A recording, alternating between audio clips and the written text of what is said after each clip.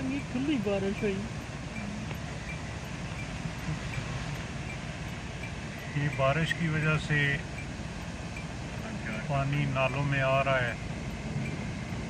पहाड़ी नाले, बरसाती नाले, इनमें ये पानी आ रहा है जोश से। ऊपर पहाड़ों पर भी बारिश हुई है। ये हम दरिया के किनारे खड़े हैं,